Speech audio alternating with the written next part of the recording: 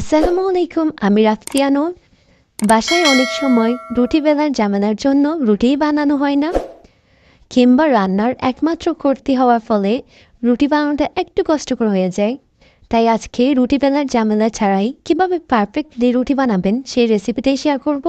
এখানে একটা বাটিতে 1 কাপ আটা নিয়ে নিয়েছি, আর নিয়ে নিয়েছি পরিমাণ মতো লবণ। আপনারা চাইলে এখানে আটার পরিবর্তে ময়দাও নিতে পারেন। এখন 1 কাপ আটার মধ্যে 1 কাপ পানি দিয়ে দিব, আর একটা মিক্সার নিয়ে ভালো করে মিক্স করে নিব, যাতে করে কোনো প্রকার লাম্পস না থাকে।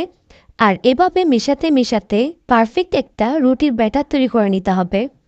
এক্ষেত্রে লক্ষ্য রাখবেন যাতে করে রুটির ব্যাটারটা বেশি পাতলাও না হয়, আবার বেশি ঘনও না হয়। কারণ বেশি পাতলা আর বেশি ঘন করলে রুটি ফুলতে সমস্যা হবে। আর আপনি যদি বুঝতে না পারেন আপনার রুটির ব্যাটারটা পারফেক্ট হয়েছে কিনা, সেক্ষেত্রে আপনি একটা রুটি প্যানে দিয়ে